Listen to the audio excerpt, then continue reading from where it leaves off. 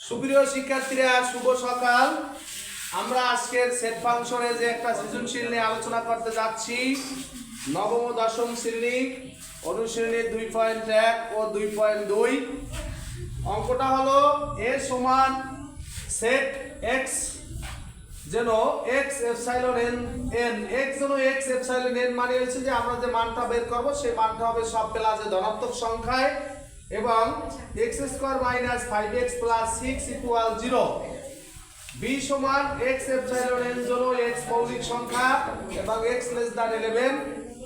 c সমান 3 4 5 7 9 এবং function x সমান 3x + 1/3x - 1। ক এর সেটটিকে তালিকা পদ্ধতিতে প্রকাশ করো। খ দেখাও যে power of b set c এর উপাদান সংখ্যা 2n কে সমর্থন করে, যেখানে n হচ্ছে b সেট c এর উপাদান সংখ্যা। গ ফাংশন 1/x² + 1 এবং ফাংশন 1/x² - 2 এর মান নির্ণয় করো। তাহলে প্রথমত আমাদের বলছে কি যে এ সেটটিকে তালিকা পদ্ধতিতে প্রকাশ করো। তার মানে কি এ সেট আছে সেট গঠন পদ্ধতিতে, এ সেট আছে সেট গঠন পদ্ধতিতে।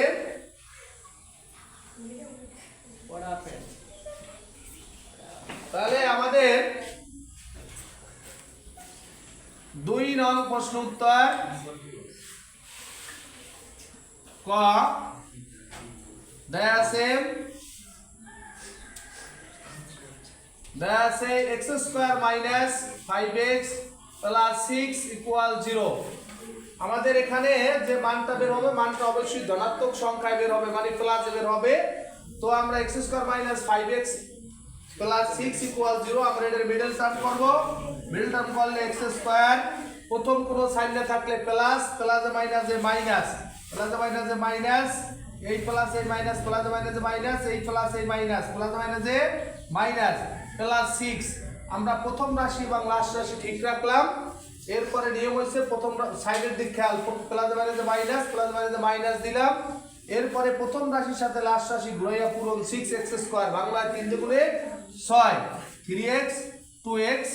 প্রথম জোড়া থেকে আমার যায় x কমন থাকবে x - 3, মাইনাস যায় 2 কমন থাকবে x - 3 = 0। x - 3 x - 3 দুইটা গুণে যাবে একটা কমন আর এটা থাকবে x - 2 = 0। লাগবা হয় x - 3 = 0 বা x = হলো 3 অথবা x - 2 = 0 বা x = হলো 2। অর্থাৎ আমাদের x এর মান বের হইছে। তাহলে আমরা লিখতে পারি অতএব নির্ণয় সেট, নির্ণয় সেট a সমান সেট 3, 2, 3। তাহলে এটা হলো আমাদের দিনের সরম মোট 2024।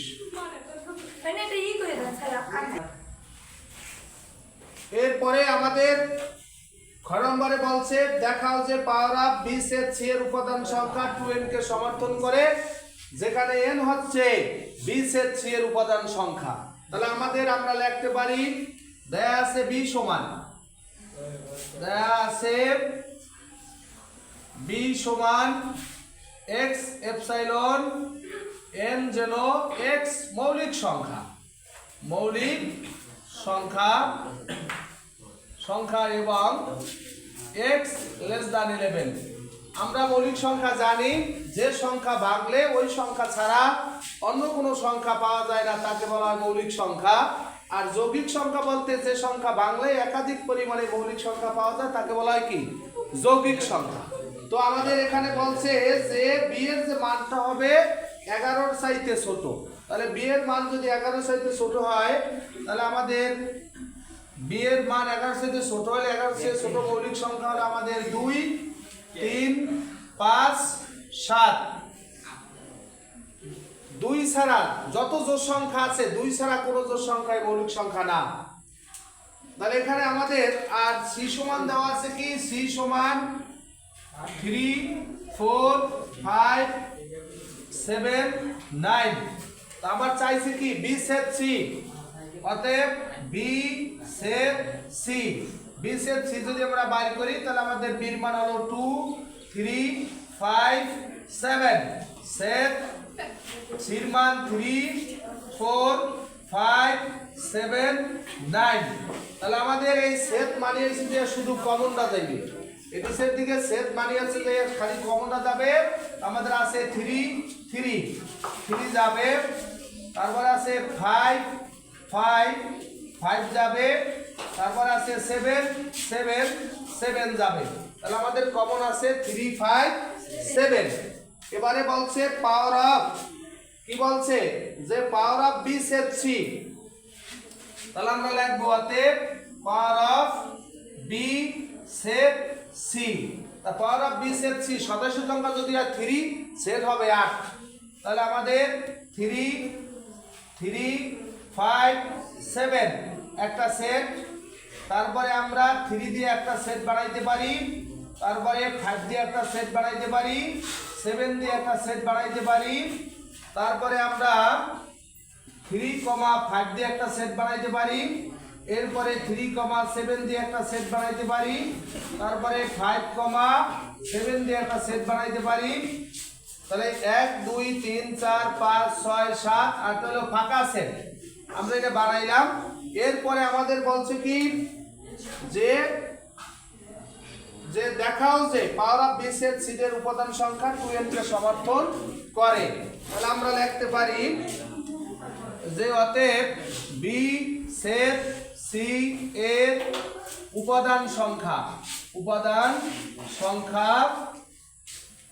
n সমান 3, কারণ এখানে উপাদান সংখ্যা কয়টা বাইরেছে 3, 3টা। তবে বি সেট সি এর উপাদান সংখ্যা 3, অতএব power of B set C এর উপাদান সংখ্যা 8। আমরা যদি 8 এর ভাঙি 2 এর উপরে 3 দিলে 8 হয়, তাহলে n এর মান হচ্ছে 3। তাহলে আমরা লিখতে পারি যাতে power of B set C এর উপাদান সংখ্যা 2n কে সমর্থন করে সৌট SHOWED, সৌট মানে দেখানো হলো। এবারে আমাদের গ নম্বরে বলছে কি মান দেওয়া আছে ফাংশন x সমান 3x + 1/3x - 1, মান বাইর করতে বলছে ফাংশন 1/x² + 1, ফাংশন 1/x² - 2। তাহলে আমরা লিখতে পারি দেয়া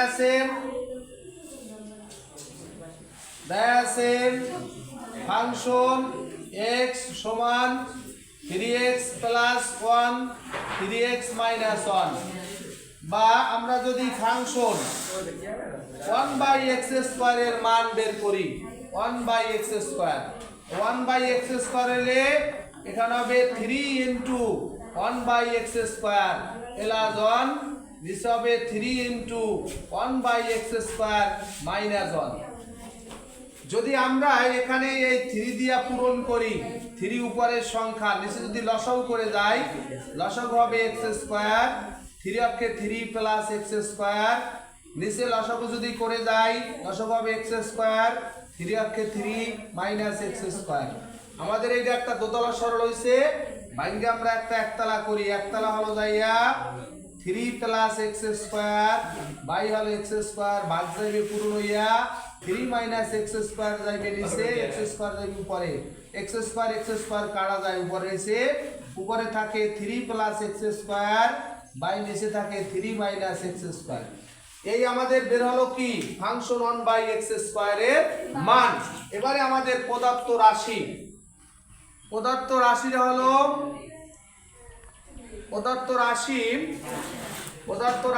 আমাদের ফাংশন 1/x² + 1, নিচে হলো ফাংশন 1/x² - 2। তো আমাদের এখানে ফাংশন 1/x² এর মান বাইরেছে এই, আমরা লিখতে পারি 3 + x² বাই নিচে লিখতে পারি 3 - x², মধ্যে plus 1 function 3 plus X square by 3 minus X square minus হলো যাইয়া 2।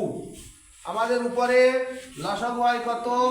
উপরে লসাগু হয় 3 minus X square 3 plus X square plus দিয়ে পূরণ করলে 3 মাইনাস হয় এক্স স্কয়ার, নিচে লসাগু করলে হয় যে 3 মাইনাস এক্স স্কয়ার, তাহলে 3 প্লাস হইবে যে x square minus 3 plus minus 3 দুগুণে 6 মাইনাস 3 দিয়ে যদি 1 দিয়ে পূরণ করে 3 3 দুগুণে 6 মাইনাস মানে যে plus 2x square 2x square.